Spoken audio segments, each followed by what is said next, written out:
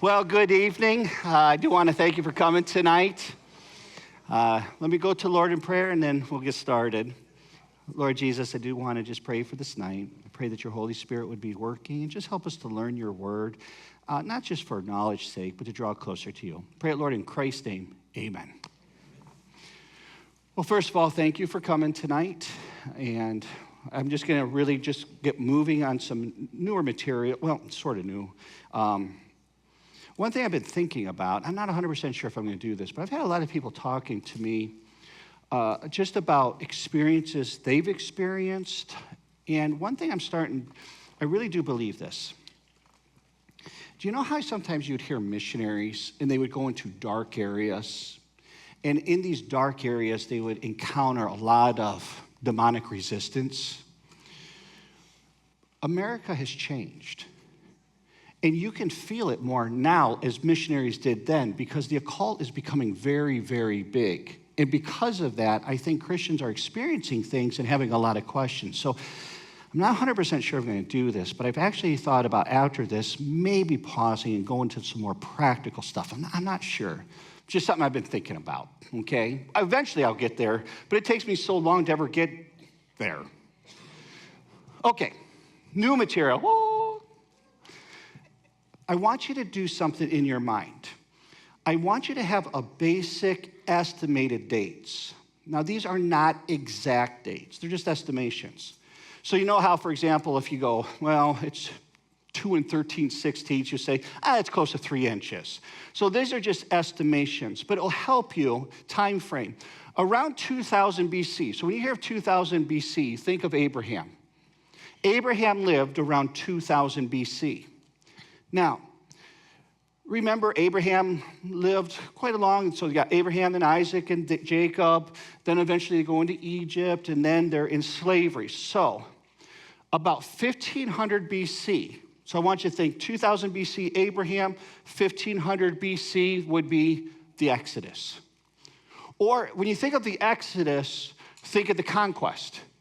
Because I know they do 40 years of wandering, but that's a time frame in which they are now going into Canaan.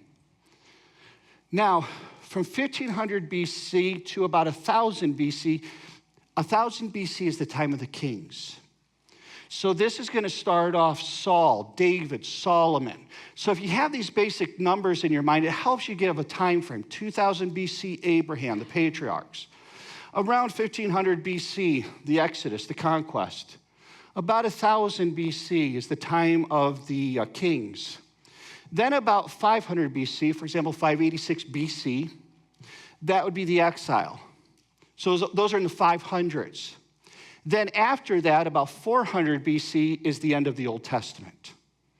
So these are quick time frames to help you know 2000 BC, Abraham, 1500 BC, the Exodus, the conquest. 1000 BC, the time of the kings. From there, about 500 BC, 586 actually, is when Babylon comes, the exile. About 400 BC is the end of the Old Testament. Now, what's important to think about this is if the Exodus is about 1500 BC, on a time frame to 1000 BC, what are the two main things that are going on scripturally speaking? Well, think about this. After the Exodus comes what? So they leave. Where are they trying to go to? The promised land. That's Joshua. Joshua is going to go into the promised land. And so if you think of your books, Joshua, then what comes after the book of Joshua? Judges. So Joshua and Judges is in this time frame right here, okay? So between about 1500 BC to about 1000 BC is the time of Joshua, the conquest, and the time of the Judges.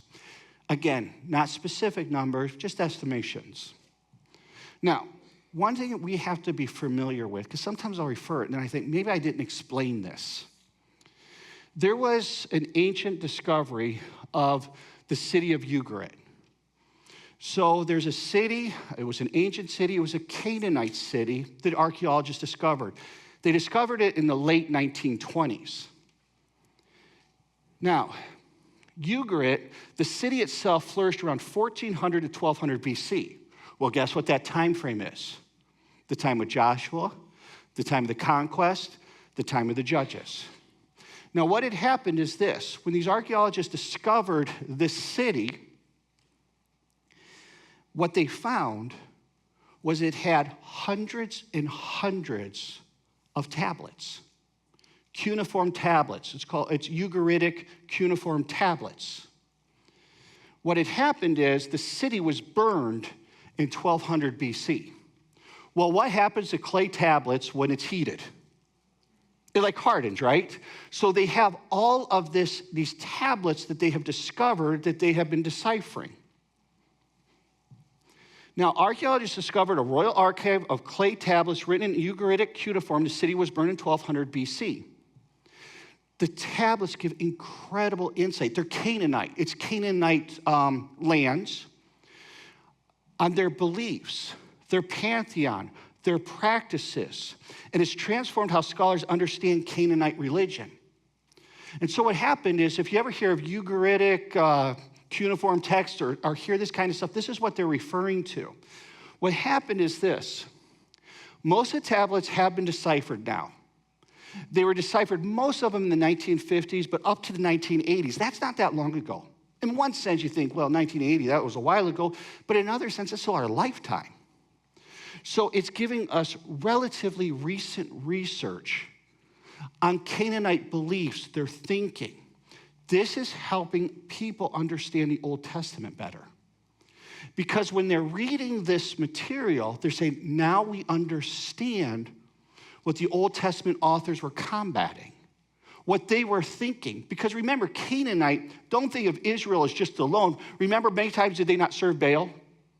Did they many times not bow down to these different religions? And so what's happening is these Old Testament prophets are, in a sense, defending the faith, and now they're going, oh, now it makes a little bit more sense. Let me just give you one example. They know about the Baal cycle through these texts. And Baal in the Ugaritic, so in these texts that they found from the time of the conquest and the time of the judges, they see that Baal is titled the rider of the clouds, or he's known as the cloud rider. And so this is actually part of the text right here, and it says this, Baal, the mighty rider of the clouds, will hear your voice. So to the Canaanites, they believed Baal was the cloud rider. So guess what the Old Testament authors are going to do? They're going to correct, just like we do today, like in apologetics now, we correct bad information. And look over and over, he says this in Psalm, sing to God, sing praises to his name, lift up a song to him who, now we just read this, but now understanding the context, it makes more sense. Look what he says. Who rides on the clouds. His name is the Lord. Exalt before him. Do you see what they're doing? What they're saying is this. You think Baal is the cloud rider? You think he's the great God? He's not. Yahweh, God himself, he is the cloud rider, meaning he is the exalted one. You see this throughout. Behold, the Lord is riding on a what? Swift cloud. It comes to Egypt, and the idols of Egypt will tremble at his presence. Remember, Daniel says this, I saw in the night visions, behold, with the clouds of heaven there came one like the Son of Man. That's why you can even understand a little more even when Christ was speaking. See, the Jews believed this. There was this one who is the Son of Man, who is like a man, but he's also like God. You know how does this all work? That's why when Jesus said this, he was put under oath. Remember his trial, he is put under oath. He doesn't have to speak. He doesn't have to. If you remember, when he's on trial, if Jesus totally stays silent, they have nothing on him. He walks off. They're getting frustrated in the trial because the witnesses aren't making sense. They can't get anything. They want him to be judged. If Jesus keeps his mouth quiet, he's gone. But he knows this.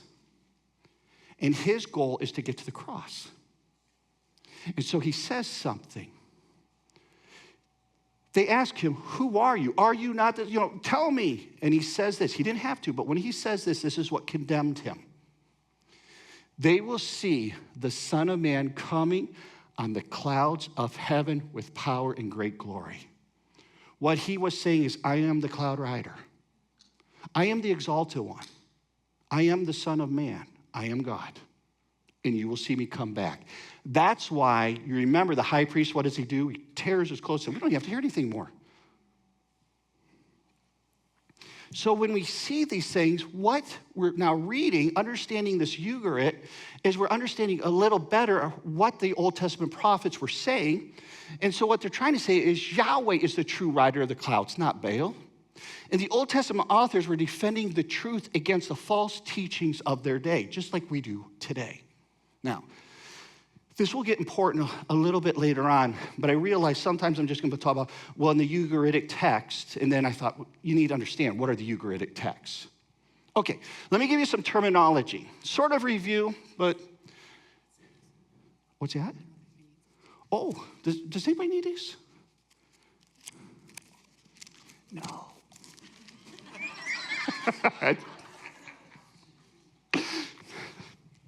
If you need one, we'll take a break and come and get one. People are like, I'm raising my hand now. I'll be too embarrassed. Okay. I have spent a lot of time in the last couple of years dealing with this, so I don't want to spend a lot of time into it, but you can always go back into the archives. We have them on the internet. Go to our website. I think it's on our next steps, and you can look at old archives on this. But remember in Genesis 6, and I just want to review this, remember we talked about the sons of God. Remember we talked about the sons of God. Now this is where it can get very confusing. The Jews spoke about the sons of God, but they used another word for them. And so we might hear sons of God, but they just used another word. And what their word was this. The Jews referred to these sons of God as watchers. So if you ever hear, and they say, well, the watchers, and you go, who are the watchers? To the Jew, these were the sons of God. They just called them watchers.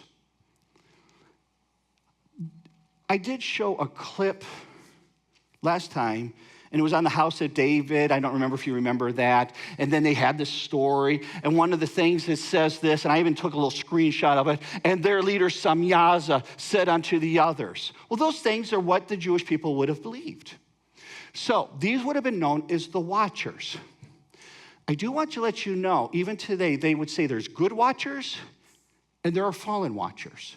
There are good sons of God. There are still bad sons of God that exist today. Now, the scripture actually does speak of watchers. We'll see this in Daniel. Daniel 4. Do you remember Nebuchadnezzar? And remember, he got full of pride. And being full of pride, he should have listened to Luke's message. But he got full of pride, and remember, there was a consequence because of it. Remember, he looks on the balcony, he says, look how great I am. Look at all I've accomplished. And all of a sudden, his mind goes crazy, and he becomes like an animal. Remember that? And for a season, he's acting like an animal. Look what the scripture says.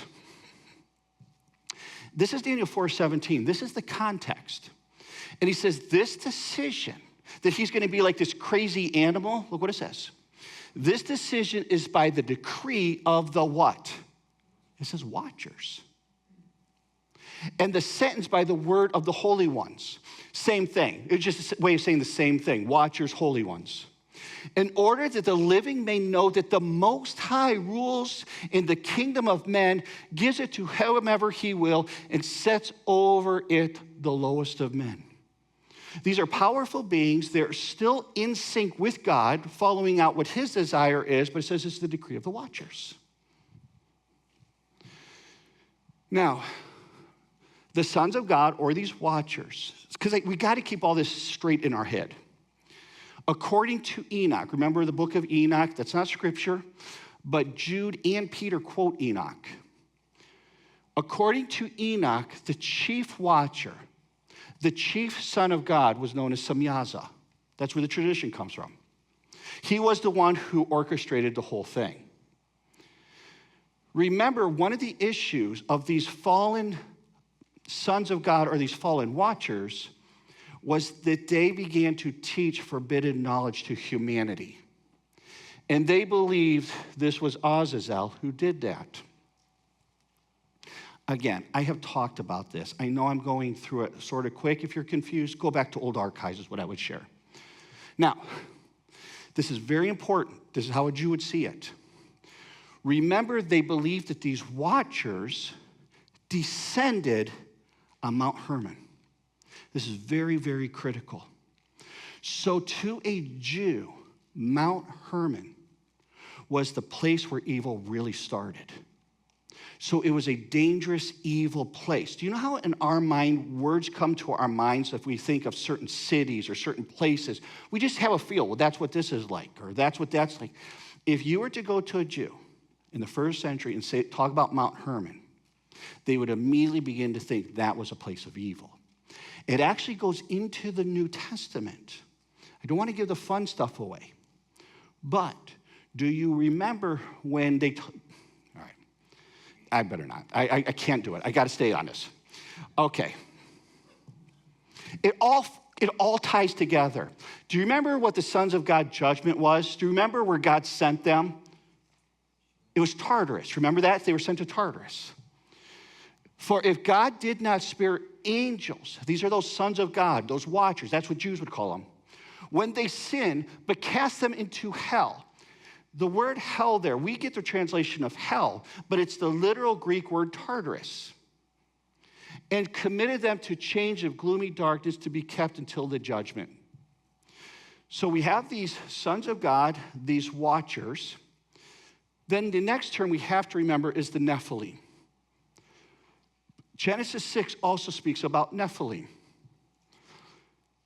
In Genesis 6:4, it says, the Nephilim were on the earth in those days, talking about before the flood, and also afterward when the sons of God, the Jews would say watchers, came into the daughters of man, and they bore children to them. These were the mighty men who were of old, the men of renown. This is the Nephilim. So it's saying the watchers, the sons of God came, these fallen angels, they had relationships, and I know it's weird, okay? And I've already admitted it's weird. But if you think about it, I don't mean to say this in a bad way, the Bible itself is a supernatural book. We accept things like a virgin birth. Now, I'm not trying to say that's weird. It's not normal. But we believe it, right? What I'm saying, it is a supernatural book that talks about supernatural things. These were the mighty men who were of old, the men of renown. So remember this. They are the hybrid children of the fallen sons of God and human women. The Nephilim are. So you have the watchers, the sons of God who come, they have relationships with women, they have birth children. The children in which they birth are known as Nephilim. Now, this is not just a sexual sin, but it was an attempt to corrupt humanity at the genetic and spiritual level to pollute the image of God and create a rival line opposed to God's plan and purpose. Remember this in Genesis 3. Where God is speaking to the Nakash, the serpent, the Satan, and he says this, it's like in a sense there's going to be a seed war. Remember, your seed, and he talks about Satan's seed, and the woman's seed, and how the woman's seed is going to destroy. Remember all that? The point is this. There's a seed war going on, and what Satan is trying to do is corrupt humanity, to destroy humanity so that Messiah could never come. Now, I want you to see this. It says the Nephilim were on the earth in those days, the flood, and also after, when the sons of God came into daughters of man, and they bore children to them, and these were the mighty men who were of old, the men of renown. So these Nephilim were known as mighty men who were of old, men of renown. Oftentimes you'd hear them being referred to as giants. The Gibberine. Jews, if you were to ask a first century Jew, where do demonic spirits come from? What they're going to say, and we have writings on that, or if you look at, for example, those who lived in the end of the first century, we have the church fathers, they shared what they believed. They believed that demons came from these dead Nephilim. That's why they were called unclean spirits or bastard spirits. They were partially of spirit, partially of woman. They were unclean. That's why when you read the Old Testament, and so many times you see of the mixing of things and say, don't mix that. We look at it and go, why is it wrong to mix cotton and polyester or something like that? What's the big deal? He's teaching unclean. Why? Because you do not have these bad mixtures. That's what he's trying to teach. Now, we talked about this. The fallen sons of God, the watchers, and were with human women. They created the Nephilim, the men of renown and giants. They were sent to Tartarus. They drowned at the flood, and they also drowned and became what we would know as a demon unexperienced. That's what they would share. Now, what happens is this. Somehow, which the scripture doesn't say, so there's a lot of conjectures, the Jews conjectured. What happened? It happens again. Okay, so after the flood, it says this, the Nephilim were on the earth in those days and also afterward. Okay, now, this is going to set the context to the conquest. Do you know how, for example, they say it's hidden in plain sight? Sometimes you'll see things, but you never see them. But then when it's pointed to you, you go, oh my, I never saw that. I just read through that so quickly, but I never caught the significance. Now, you have to understand, the Jews believed that the giants were this hybrid class that were ungodly and were opposed to all that God desired. Now, I'm going to ask you some trivia questions. Okay, here we go. They're not that hard. How did an ancient person determine if a man was a giant? Did they take a DNA test? Was it the height of the person, or they just said, I don't know? How did they determine thinking that person is a giant? What would they think? The height of a person. They didn't take a DNA test, they would look. The height of the person determined. Now this, there is a question that's asked all the time, which we'll eventually start to address. Why does God seem so, and you're going to hear this today, he just kills civilizations? Is he some horrible God of the Old Testament that just hates people and kills men, women, children, you name it? Well, I'll start to answer that. How did an ancient person determine if a boy was a giant? Because they didn't just, after they were born, they were giants. They grew. How would you know if a boy was a giant or had giant blood? DNA test? Height of the boy? They couldn't. They couldn't. This is going to explain some things. They couldn't tell. Okay, just remember that. Keep that in the back of your mind. Now, this is the context of the conquest. Again, review in this sense, because I think timelines are so critical. Patriarchs, Abraham, Isaac, Jacob. Remember, Jacob's name was changed to Israel. That's where we get Israel. He had 12 sons. One of the sons was Joseph. Remember, Joseph was sold in slavery. All the other sons go into Egypt. Remember that? Then what eventually happens is there's a Pharaoh who does not know who Joseph is and puts the Hebrews as slaves. So what happens is after the patriarchs is the time of slavery. That's about 1900 to 1500 BC. Now, we think of that, but we don't oftentimes think, what's going on in Canaan? There's stuff going on in Canaan in that land. The giants were beginning to establish themselves in Canaan. That's what they would say. And then the Exodus would take place with Moses, where there's a Passover, crossed the Red Sea. Then they went to Mount Sinai. They were Sinai for about a year, and then they are going to go to the Promised Land. Now, in the Promised Land, they're going to face enemies. The thing is, when we think of enemies, we think, well, it's the Canaanites. They're the enemies. And they have to destroy the Canaanites, get rid of the Canaanites. That's partially true. But to the Jews, they saw the conquest that there were two enemies. There were two that had to be dealt with. The descendants of the Nephilim, the giants, this rival blood that is not of God, God has no interest in redeeming it. It's not of him. And also, people, the nations, under these hostile gods. Now, when I say gods, I'm not talking God, but they worshiped other gods, and they were going to go against Israel. We don't see it this way, but they do. Generally speaking, like the Canaanites or any ancient people, Hebrews a little bit different, but they saw things by land. So if you were to talk to an Amorite or a Moabite or any of that, they would say, my land, the God that I serve owns that land. Does that make sense? That's that God's land. So what's Moloch's land or Baal's land? That's their land. So if you enter into their land, you're entering under their dominion. Does that make sense? That's how they saw things. That's how the Canaanites and these ancient pagans saw things. Everything was not just spiritual. Okay, we oftentimes, especially in America, we separate the two. There's the physical, there's the spiritual. They saw it all together. They didn't see separation. And so if two people battled, two nations battled, and one nation beat the other nation, you know what they felt? That God was stronger than the other God. That's why they won. That's how they saw things. It's very contrary to how we look at things, but that's how they saw things. So, the 12 spies, remember this. The 12 spies under Moses, they are going to scout out the promised land. I do love this about Joshua. He learns a lot of lessons.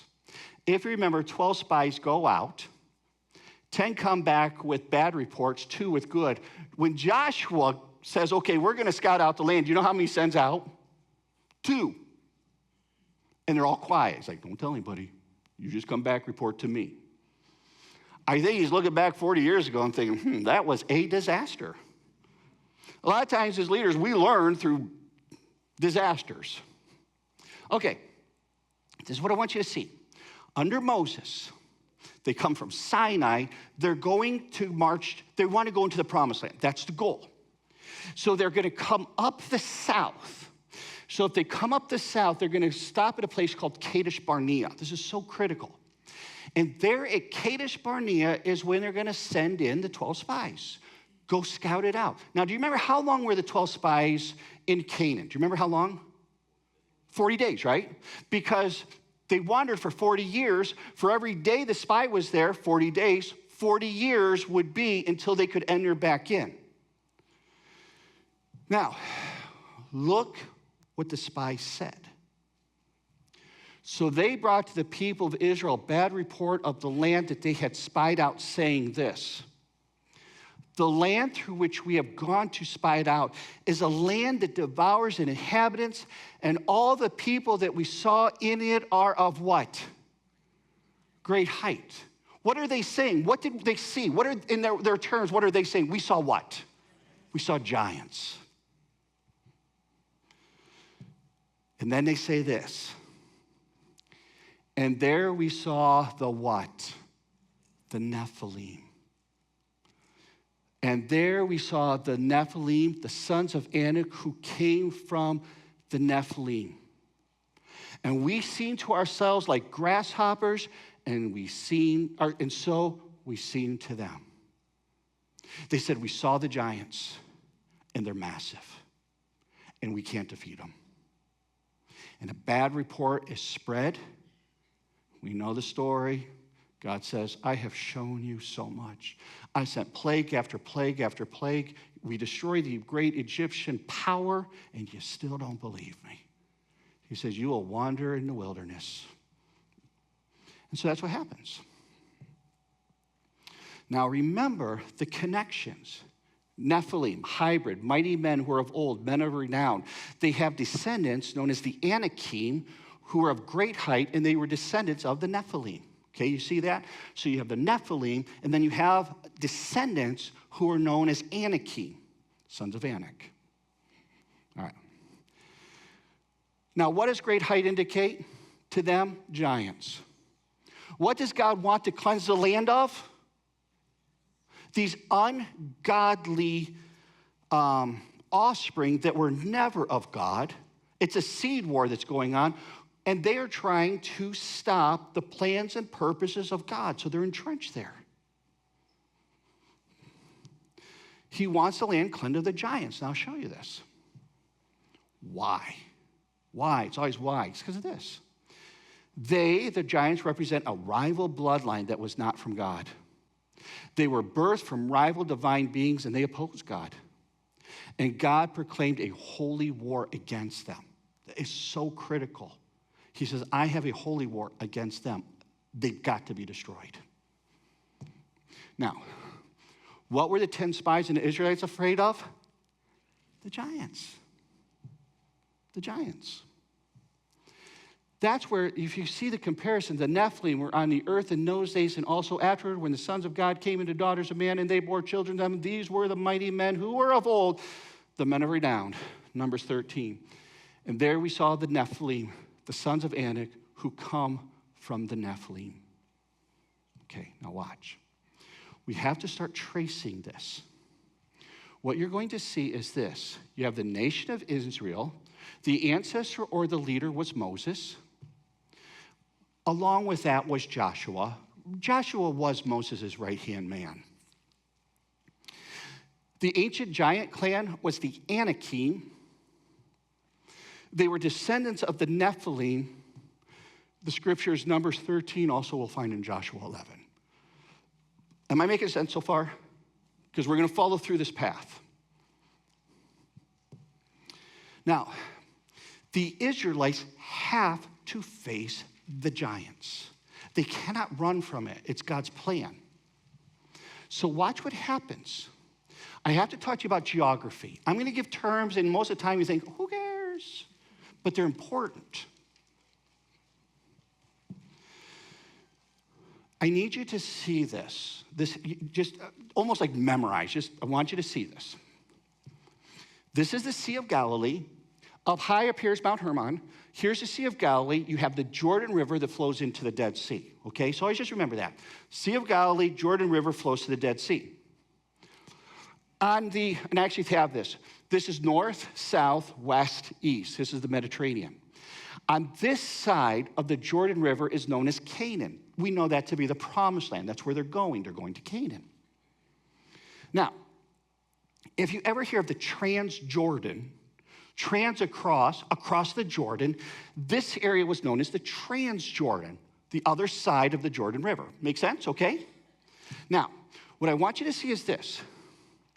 The Anakim were in Canaan. How do we know that? Numbers 13 tells us there were Anakim there. So the Anakim inhabited the promised land. They were great height. They were the descendants of the Nephilim. Now, they see so much through historical lineages. I mean, when you look at Matthew, it is boring. But it starts off with a genealogy. That's what I mean. The genealogy is boring. This begat this begat that, and then it gets to Jesus. They were huge into that. Now, what I want you to know is Lot, remember Lot is Abraham's nephew. Remember Lot? And remember Lot, he's in these ungodly places of Sodom and Gomorrah. God says, we got the angels, we got all that. And he says, get out of Sodom, get out of Gomorrah because judgment's coming. Remember the story? And remember, Lot flees. His wife flees. His daughters flee. Now, do you remember what happened to Lot's wife? She turns back, and what happens? Turns to a pillar of salt, right? Now, we have Lot. It appears that Lot's daughters probably think the world has just been destroyed. It's just my dad and us. We've got to keep the human line going. So they get Lot drunk. Their daddy. And we remember the story. They get him drunk. They have sexual relations with their dad, correct? Okay, now watch. Thus, both the daughters of Lot became pregnant by their father. The firstborn, so the firstborn daughter, bore a son and called his name Moab. He is the father of the Moabites to this day. Then it continues and says, the younger also born a son, called his name Ben-Ami, and he is the father of the Ammonites to this day. These are regions, people groups.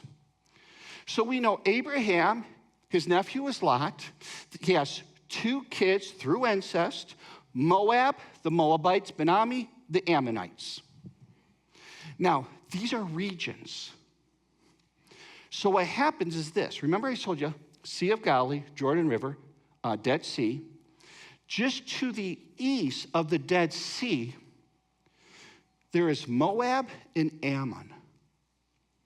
That's the people groups. That's their region. That's where they live. Now, one more we have to talk about, Esau. Esau was Abraham's grandson. So remember, Abraham has Ishmael and Isaac. Isaac has Jacob and Esau. Look what it says. These are the generations of Esau. That is what? Edom. The Edomites. They trace their lineage back to Esau. So what you're going to see is regions. This is the Dead Sea. It's on the other side of Canaan, and you'll see here's Edom, farthest south, Moab, then Ammon. Now, Lot's descendants through Ben-Ami was the Ammonites. Moab, Lot's descendants, Moab, is where we get the Moabites, and Esau's descendants is Esau, and that's where we get the Edomites. Now, I know for us, we're like, wow, this is fun. Yeah, now we know where Moabites, Ammonites, and Edomites are. Because we go through this, but to these people, this was important stuff. They lived in these times. These were people groups. Now watch. Now I do want to say this. I put this in here so I wouldn't forget. Do not get confused. Ammonites are not Amorites. Okay, because I'm going to talk a lot about the Amorites. Ammonites are not Amorites. They're 2 different groups, okay? Because that's easy to get confused. And I'll start talking about Amorites, and then you go, wait, I thought they were over. Don't get that confused. Now, here we go. Now it starts getting interesting. If you're like, what's the buildup? Okay, now comes the punchline. After the wandering of 40 years, remember the original spies, they came up through the south, through Kadesh Barnea. They will not go that way this time. So Moses is still alive, but he's not going to be alive much longer. Because remember, Moses is not going into the promised land. But after the 40 years of wandering, God's saying, let's go. If you notice, he will not come through Kadesh Barnea. He's going to come through the Transjordan. Now watch. They're going to come up this way, then go into the promised land. So what they're going to do is they're going to go up this way, and they're going to go through Edom. Then they're going to go through Moab. Then they're going to go through Ammon. And then it's almost as if God isn't telling him what he's got to do. It's almost, God has a plan, but he's not sharing it with Moses. He's just saying, you do this. And as they march north, they're going to enter into some problems. And in a sense, it's a setup by God. He's like, okay, this is what I've been waiting for. So watch. They're going to move north, and they're going into Amorite giant lands. It does not appear that they were ready for that. So watch. In Deuteronomy 2, this is the start of the movement after the wandering. They're on the move. Look what it says. Then the Lord said to me, Moses. So this is Moses speaking. So the Lord said to me, Moses, you have been traveling around this mountain country long enough. They have been wandering long enough. It's over. It's ready. You're going. And they start to turn northward.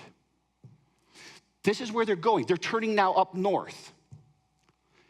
And they're going to first go through Edom, Esau's descendants. Now look what it says about Esau. And command the people, you are about to pass through the territory of your brothers, the people of Esau who live in Seir. They will be afraid of you, so be very careful. So you have this whole movement of a nation going through Edom, and he's saying, you can go through there, but be careful. They're nervous of you going through their lands. They don't know if you're going to attack them. They're concerned. And he says this, do not contend with them. Do not fight them. Do not do anything with them. Just travel. For I will not give you any of their land. No, not so much as for the sole of the foot that tread on, because I have given Mount Seir to Esau as a possession. What he's saying, where Edom is, that's Esau's land. I've given it to them. Do not try to do anything with them. He says, you shall purchase food from them with money that you may eat, and you shall also buy water from them with money that you may drink, saying, do the right thing when you travel, buy your food, buy your drink, but just pass through the land. So we went on, away from our brothers, the people of Esau who live in Seir, away from Arabah, the road from Elath to Ezion-Geber. So they're moving through. And now they're going to enter into Moab, Lot's descendants. And he says, and we turned and went into the direction of the wilderness of Moab. And the Lord said to me, do not harass Moab or contend with them in battle, for I will not give you any of their land for a possession, because I have given Ar to the people of Lot for a possession. He says, same thing. Go through Edom, do not mess with them, just go through it. The same now with Moab. I've given this possession to other people. Now, this is interesting. Look what it says. The Emim formerly lived there. They are now going from Edom into Moab. They're in Moab, and look what God says. The Emim formerly lived there. If they formerly lived there, do they live there now? No, they formerly lived there. Now, what does this? A people great and many and tall as the what? The Anakim. What he's saying is these were this clan of Emim who were giants. They used to live in Moab, but they don't live there anymore. Do you know why? The Moabites destroyed them. So the Emim, who formerly lived there, not anymore, they are a great people, tall as the Anakim, they're giants. And so remember, the Anakim descended from the Nephilim, and so he's saying these are like the Emim. So we have a giant clan.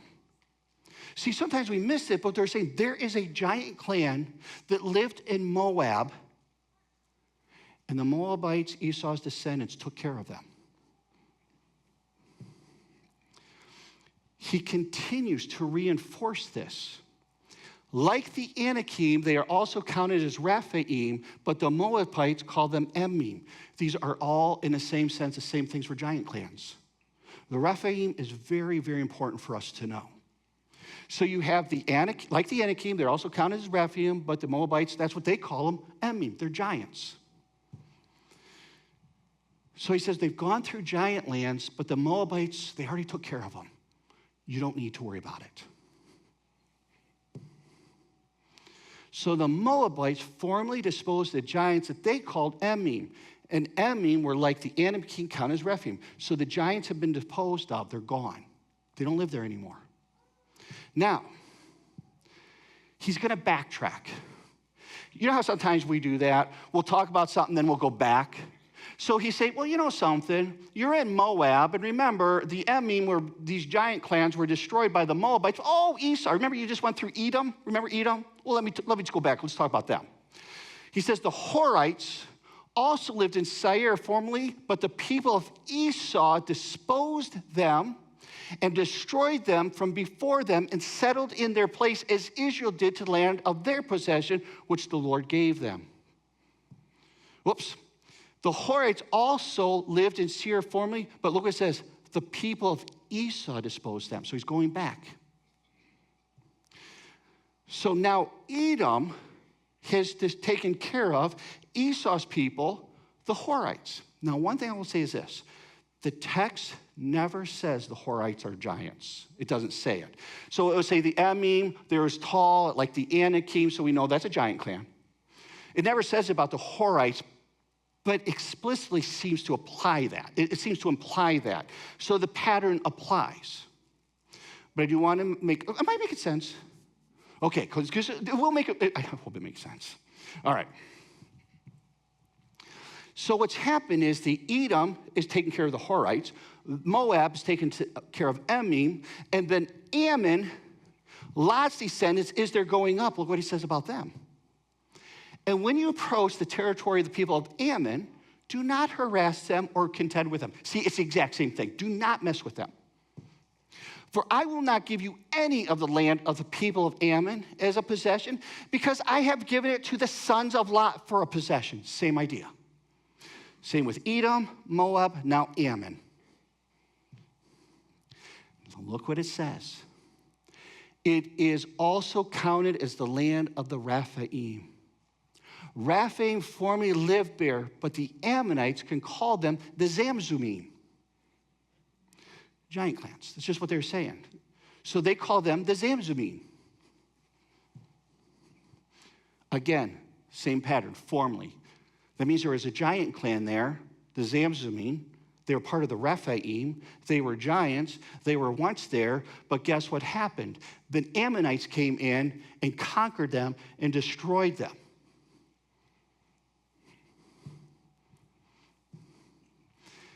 We know the Zamzummim are giants because look what it says. A people great and many, and look what it says, and tall is the Anakim. But the Lord destroyed them before the Ammonites, and they disposed them and settled in their place. As he did for the people of Esau who lived in Seir when he destroyed the Horites before them and disposed them and settled in their place even to this day. So what he's saying, in previous days, the Ammonites fought the giants, the Zamzummim, and got rid of them. So from God's perspective, what he's saying is this. That land has been cleared of giants. It's clear. They've cleared them out. Don't mess with them. Don't contend with them. I've given that land to another people group, to Lot's group, Esau's group. Don't contend with them. These lands have been cleared of giant problems by relatives of Abraham. But now look.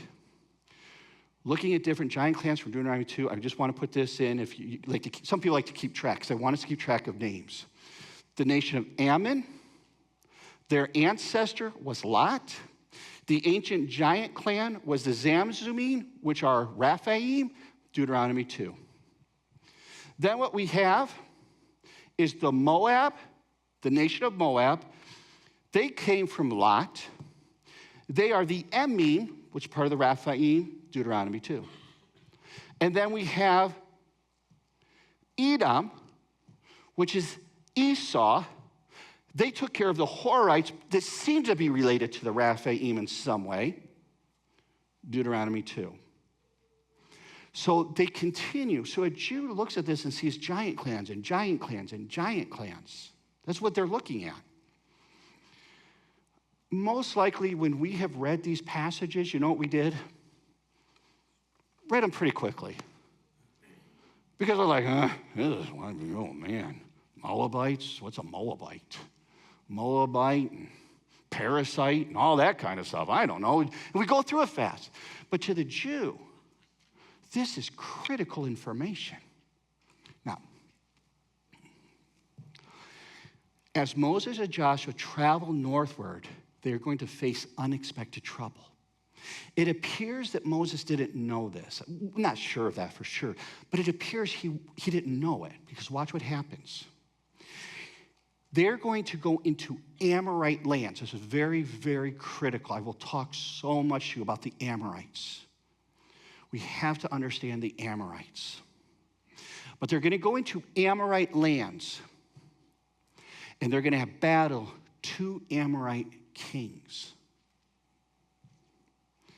Deuteronomy 2:26, it says this. So I sent messengers from the wilderness of Kedemah to Sihon, the king of Heshbon, with the words of peace, saying. So that's why it's almost like Moses isn't prepared for this. It seems like he's just going through land saying, listen, we're not going to contend with you. We'll buy your food. We'll buy your drink. We're just passing on by.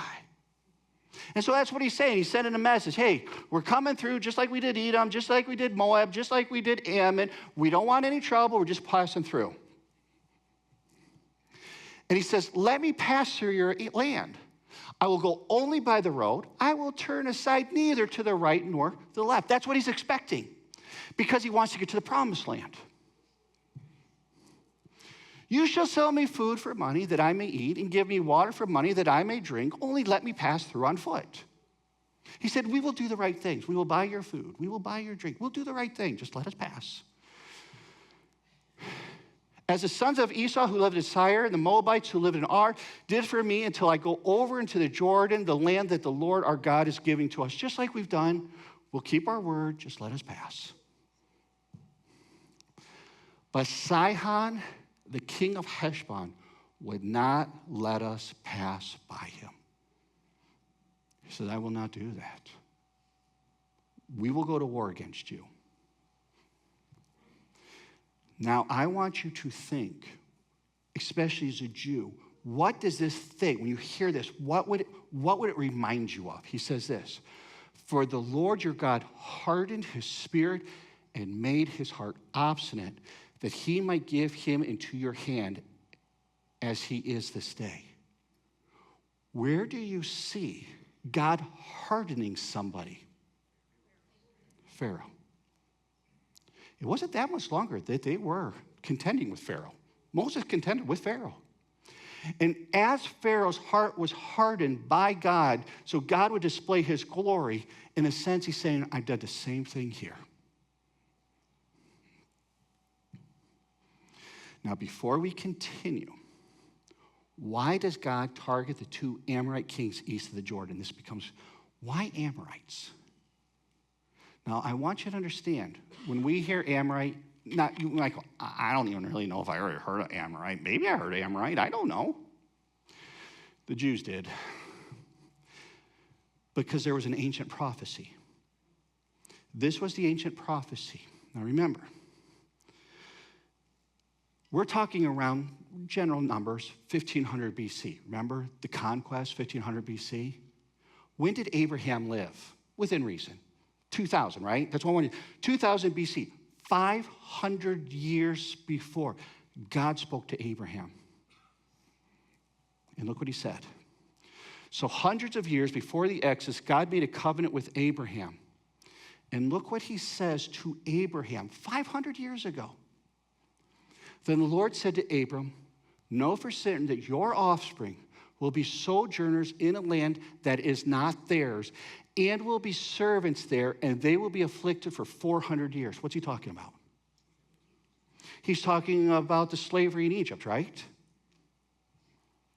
Then he says this, but I will bring judgment on the nation that they serve, and afterwards they shall come out with great possessions, which they did. They plundered the Egyptians. And they shall come back here in the fourth generation to this promised land. But look what he says.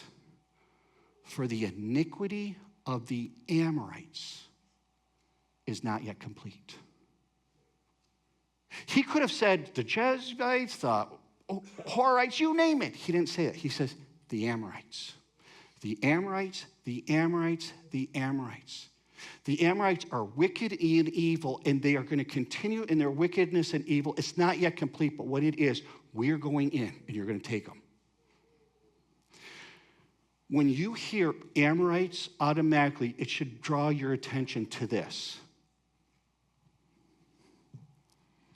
The iniquity of the Amorites is not yet complete. The iniquity of the Amorites is a key factor in the conquest. Why are the Amorites targeted? We say they're evil. They are evil. But look what Amos says about the Amorites. Yet it was I who destroyed the Amorites before them, whose height was like the height of cedars, and who was strong as oaks. What does it get reference to? Somehow they seem to be related to the giants.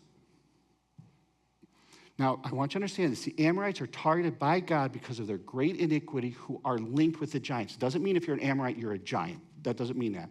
But somehow they're linked to them. It does not mean every Amorite is a giant, but there's some connection. And so look what happens. Back to Deuteronomy 2 and the battle of King Sihon. So now I'm going back. So I was looking at Deuteronomy 2. Moses is moving up. And look what happens. But Sihon, the king of Heshbon, would not let us pass by him, for the Lord your God had hardened his spirit and made his heart obstinate, that he might give him into your hand as he is this day. And the Lord said to me, behold, I have begun to give Sihon and his land over to you. Now we shall start. Do you remember some of the tribes were part of the Transjordan on the other side of the Jordan? This is where it starts. So if you remember, that's why they had to cross. Oh, do you remember that, what I'm talking about? Okay. So then Sihon came out against us, and he and all his people to battle at Jahaz. And the Lord our God gave him over to us, and we defeated him and his sons and all his people. Now this is very important. And we captured all his cities at that time, and this is the Hebrew. It's Kerem. It was devoted to destruction. Every city, every men, women, and children, we left no survivors. That devoted to destruction, it is a Hebrew word here, Kerem, and this is what it means. It means to set apart, banned for destruction by God. It is almost like God saying, this is a cursed thing. It's got to be done. There's no mercy, nothing. This is a cursed thing. It's over. It has to be destroyed. That's why once under that ban, if God said they are under that ban, that city had to be destroyed. And God did not take lightly to this because this dealt with his holiness. Once under the ban, it could not be redeemed or spared. God said, it is cursed, done, it's over. It's just finished. Violating this, as Achan did in Joshua 7, was tantamount to stealing from God because it represented the seriousness of his divine holiness. So that's why it was so harsh on Achan, because this was under God's destruction. It must be destroyed. And if you did not do that, in a sense, the curse was on that person. So what happens is they are now gone through Edom, Moab, Ammon, fine. They now have fought the king of Sihon. He has been defeated. Now look what happens. We now move into Deuteronomy chapter 3. And he says, are you guys doing okay? Do you need a break? One of the things that we want to do is when we read the Old Testament, as best as we can, we want to see it as an ancient Jew would see it. Because we read it through our grid. But what we want to do is try as best we can to understand it through their grid, because it's how they wrote it, and it was the land in which they lived. Now, I do want to now, we just went through Deuteronomy chapter 2. Now we're going to get into Deuteronomy chapter 3. And they're going to now battle a second king. Now watch what it says about this king. Now the Israelites, I said, are moving northward. They just defeated King Sihon. They'll now face King Og. Again, there's going to be a word here. And when you hear Bashan, to them, that was, ooh. Then we turned and went up the way to Bashan. This is the region of Bashan. And it says, and Og, the king of Bashan, came out against us, he and all his people, to battle at Edrei. So this is a region. It is east of the Sea of Galilee. It was known as Bashan. They are now going to go to Edrei because they're moving up. They're moving north. And right here at Edrei, which is very important, Ashtaroth and Edrei, very important cities. Now, I want to share this with you. Bashan, the Canaanites called the area Bethan, which means serpent. They're going into the land of which they would call the Israelites the serpent.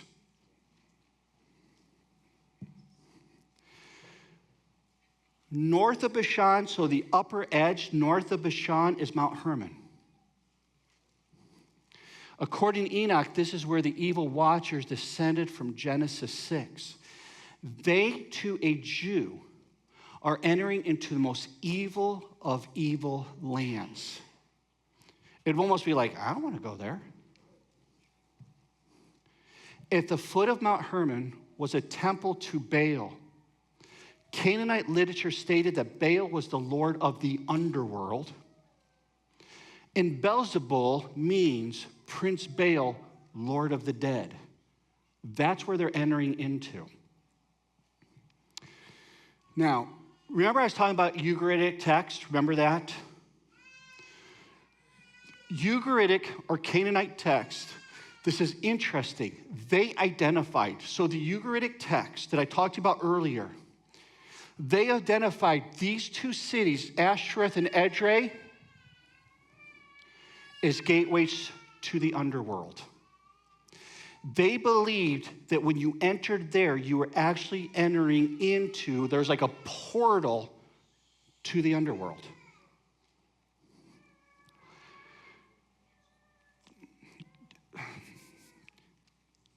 This will also go into the New Testament because they believed that there were portals to the underworld. That's when Jesus was going to look at Peter at Caesarea Philippi. They believed where he was at. The pagans would believe that was a portal to the underworld, and it's there he says, who do you say that I am? It's all related. So this is evil and a fearful place even for pagans. Even a pagan wouldn't want to go there. How would you feel visiting a satanic church? If you knew a non-Christian buddy of yours and you said, let's go to a satanic church, and they might even not even be Christians, what do you think a lot of them are going to say? I'm not going there. That's spooky. That's how it was for the Israelites to go in there. Even pagans didn't like this land. So this is going to be the battle against the giants. It says, then we turned and went up the way to Bashan, and Og, the king of Bashan, came out against us, he and all his people, to battle at Edrei. But the Lord said to me, do not fear him. Why do you think God told him don't fear him? Most likely, he was scared. He says, do not fear him, for I have given him and all his people and all his land into your hand, and you shall do to him as you did to Sihon, the king of the, what does it say? The Amorites. The king of the Amorites, who lived in Heshbon. So the Lord our God gave into our hand Og, also the king of Bashan, and all his people, and we struck him down until he had no survivor left.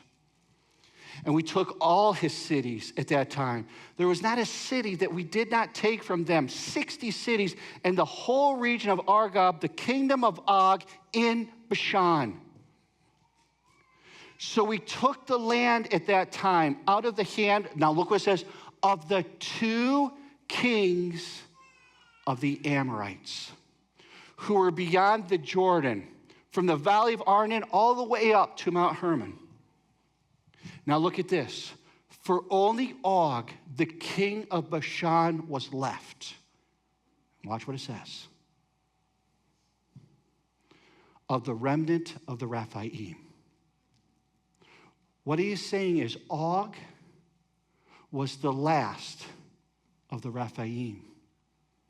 And Moses went up there and defeated him. So we know King Og is an Amorite. We know he is the last of the Rephaim, a giant, and he lives in the evil land of Bashan. Now look what it says about Og. Behold, his bed was a bed of iron. Is it not in Rabbah of the Ammonites? Its 9 cubits was its length, 4 cubits its breadth, according to the common cubit. Do you know how much a cubit is usually? About 18 inches. To put it in perspective, his bed was around 13 and a half feet by 6 feet. If I were to put a little Michael Jordan on here, he could fit on that bed very easily. Now, it doesn't necessarily mean the King Og was actually that size, but it does refer to the size of his bed. He was a giant, and he was destroyed by Moses and Joshua on the east of the Transjordan. Now, the conquest of Canaan, it's a battle over land, but it's a battle between the God and the fallen gods. These gods raised up competing human bloodlines that were opposed to God, they were opposed to his plan, and they were opposed to his people. They were trying to keep God from accomplishing his plans and purposes. Now, this sheds so much light on the New Testament.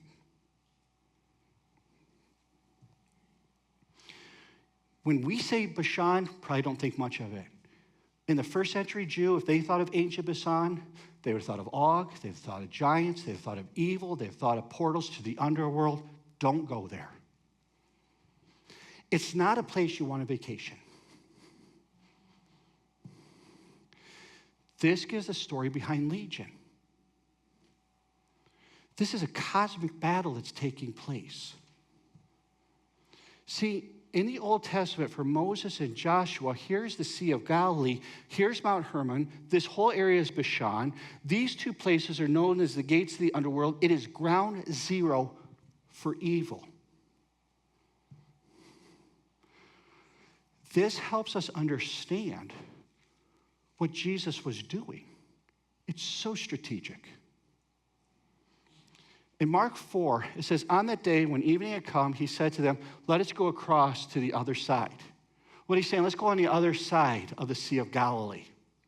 So they're here on this side, and they are going to go on that side into Gentile territory of the day, also what they knew to be ancient Bashan. It says, and leaving the crowd, they took him with them in the boat. Now, where were they heading? Ancient Bashan, the land of the serpent, the land of the underworld, the land of Baal's dominion, Gentile territory. This was not a place, I think, the Jewish 12 disciples are saying, yay, let's go there.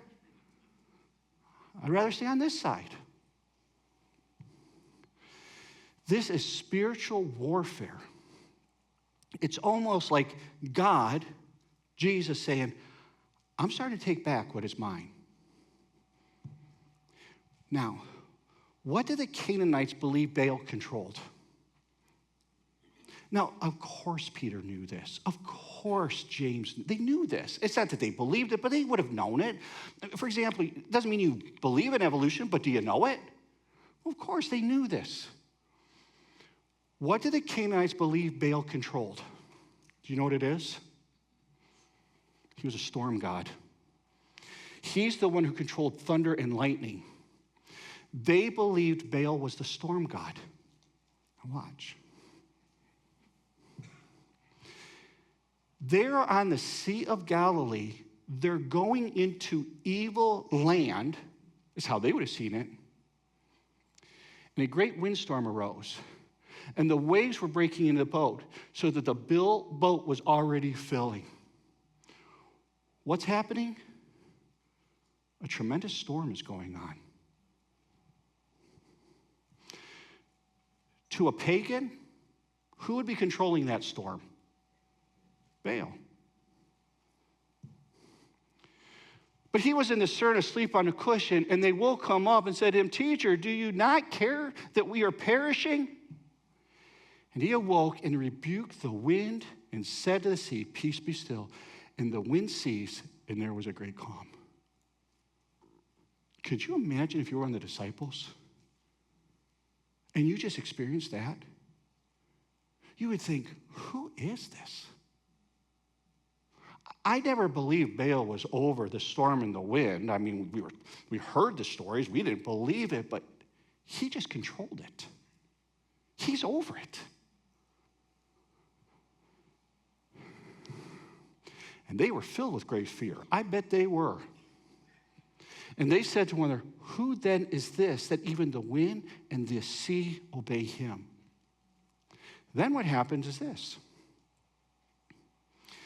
They realize Jesus is over the wind, the sea. He's over it all. They came to the other side of the sea, to the country of the Gadarenes. And when Jesus had stepped out of the boat, immediately there met him out of the tombs a man with an unclean spirit. They are now in ungodly land, evil lands. And what do they experience if you're one of the disciples? A man who's demonized. I think, well, I would expect that's the land that would happen. He lived among the tombs, and no one could bind him anymore, not even with a chain. He had supernatural strength. For he had often been bound with shackles and chains, but he wrenched the chains apart.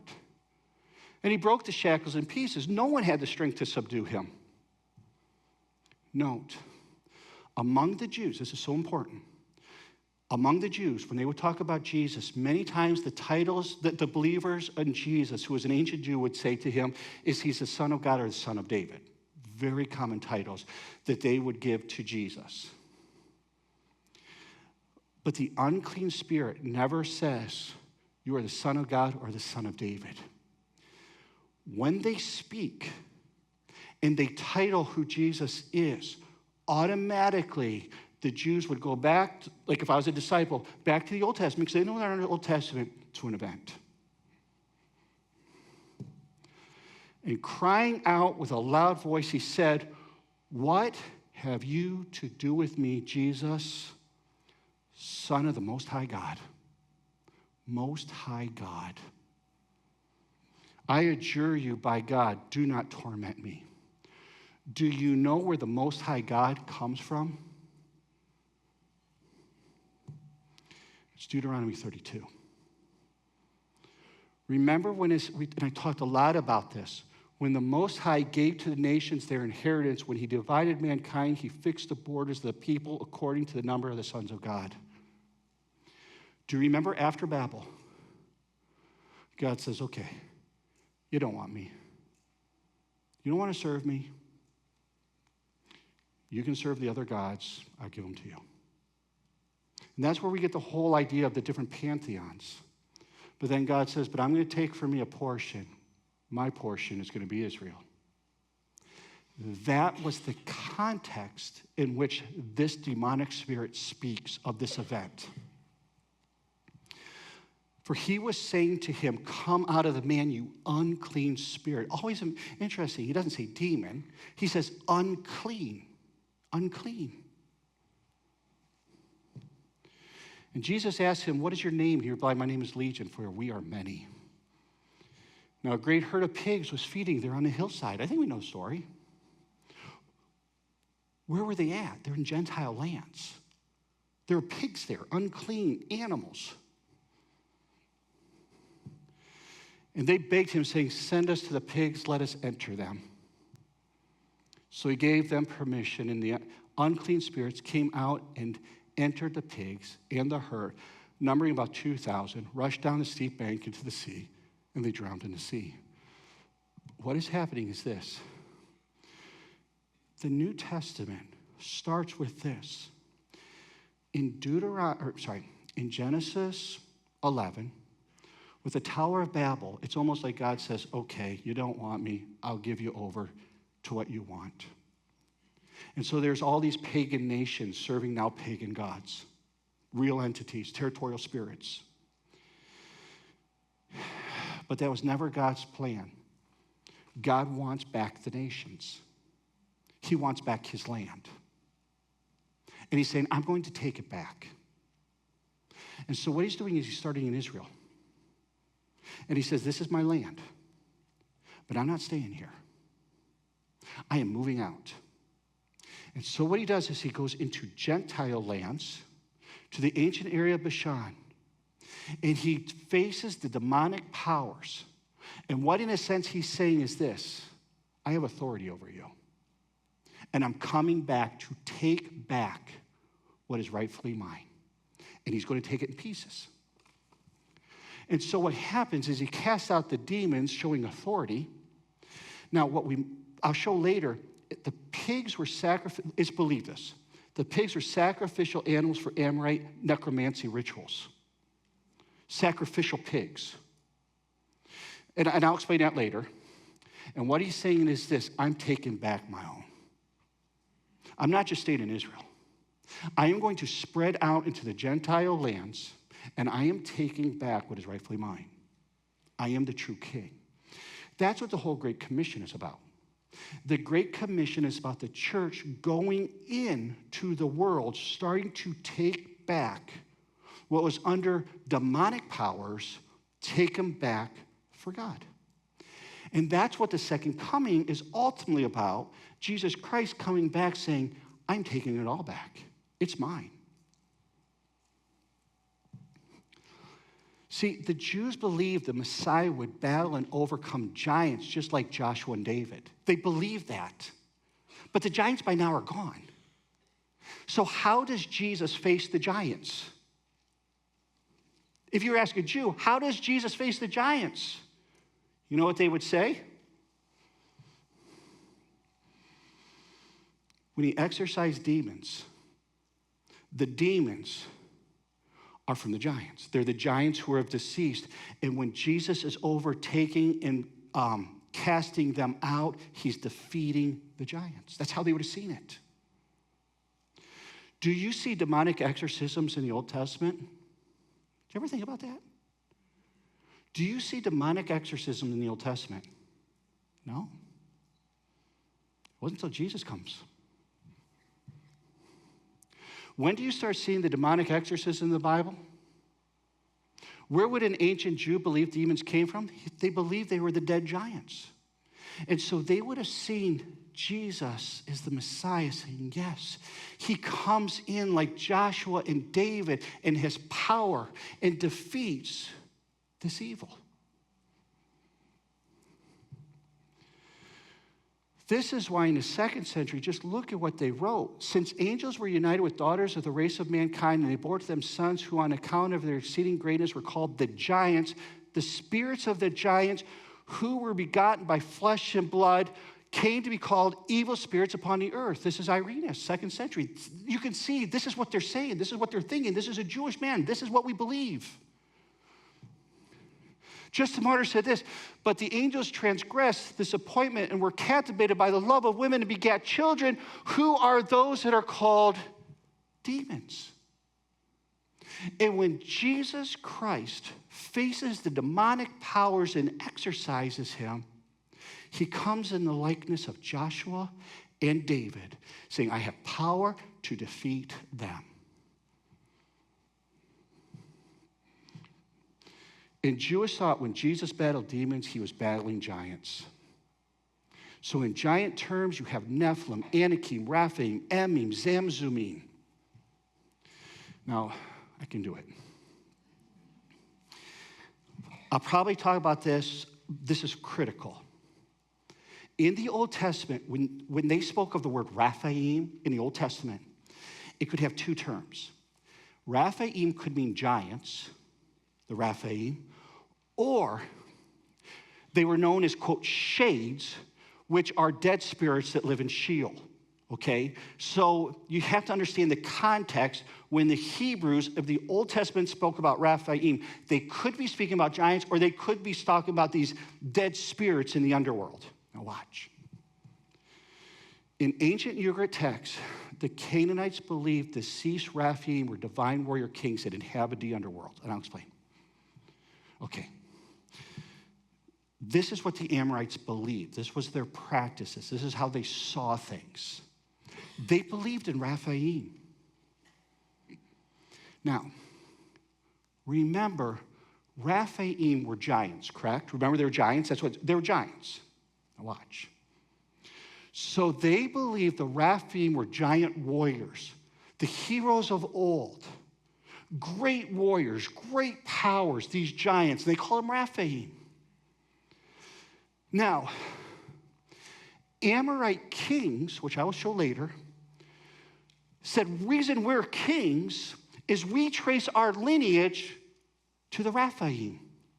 These great warriors, they saw them as good. The Jews saw them as bad. They saw them as good. They said, these great warriors, these great kings, these are where we descended. That's why I have the right to be an Amorite king, because I'm a descendant of the Raphaim. Does that make sense?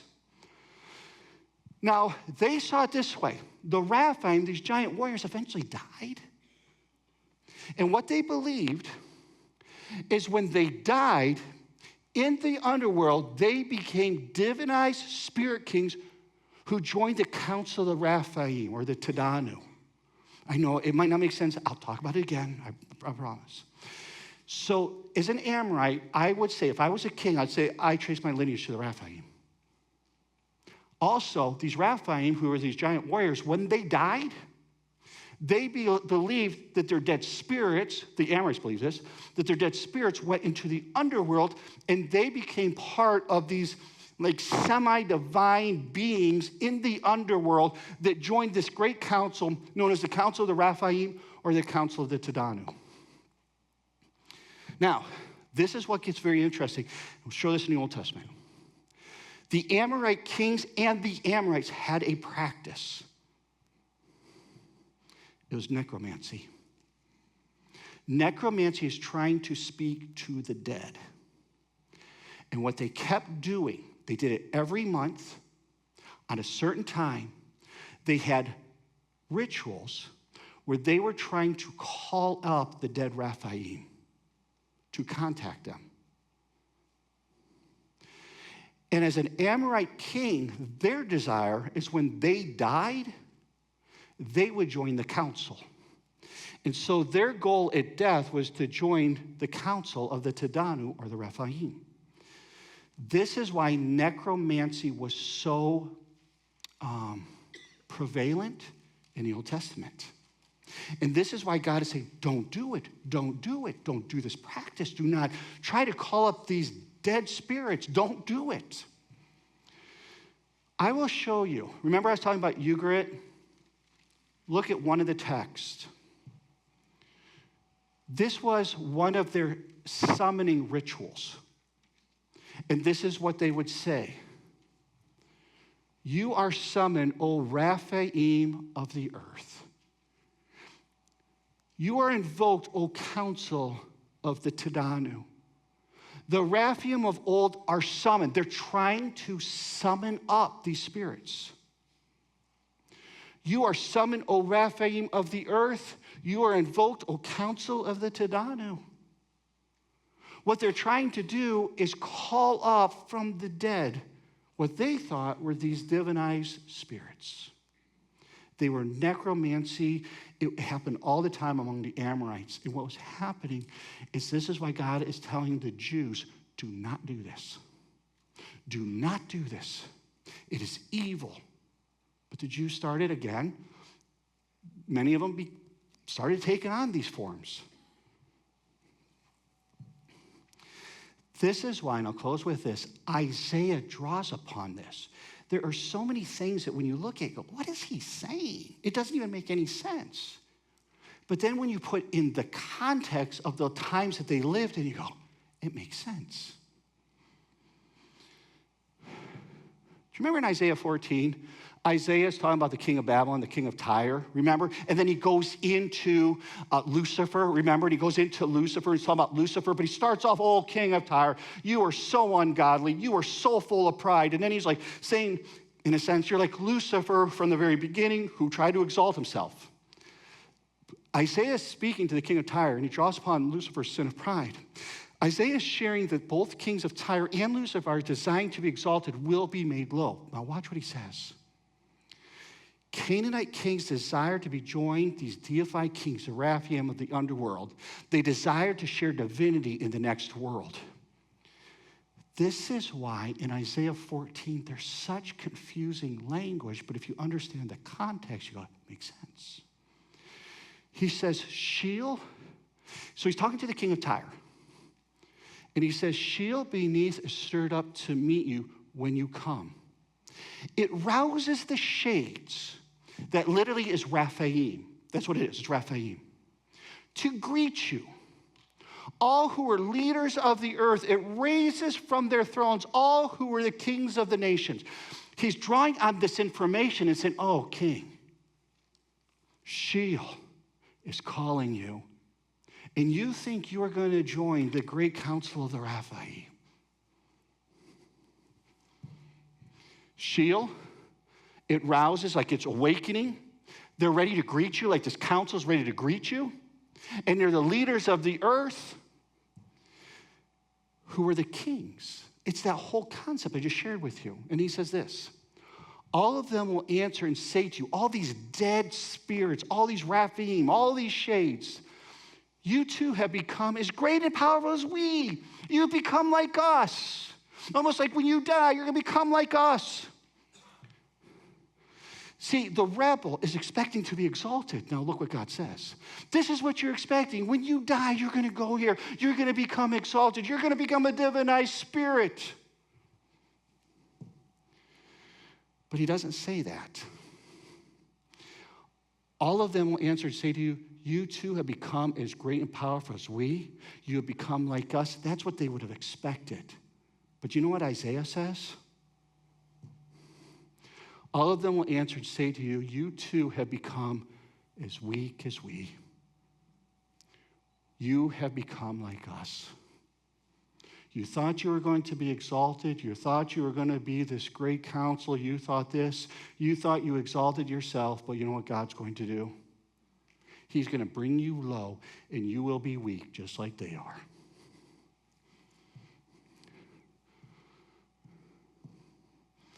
Isaiah is using his cultural context to explain the rebel desires to be great and exalted. But what's going to happen is they will be made weak and they will be made low by God. All right, it's 6:32. I'm 2 minutes late. All right, let me close in a word of prayer. I don't know if it made sense. I'll talk about it again, okay? So if you're like, not so sure if I caught all that, it's okay. I'll go over it again, I promise. Lord Jesus, I guess through it all, what is so encouraging is to see how great you truly are. You are the great I am. And you are the cloud rider, not Baal, not these pagan gods, none of that. You are. Lord, when you walked this earth, the demonic spirits you had authority and power and control over, they bowed to you. And we realize that we live in an ungodly time and an ungodly land. But we know this, you are coming back, and you are going to take back what is rightfully yours. And Lord Jesus, I pray that through this, we would be encouraged that you have called us to be ambassadors in this ungodly land to make a difference for you, to draw people back to you. And so, Lord, more than anything, I hope and I pray that we would truly see your greatness and understand you a little better. I pray in Jesus Christ's name, amen. Thank you, dismissed.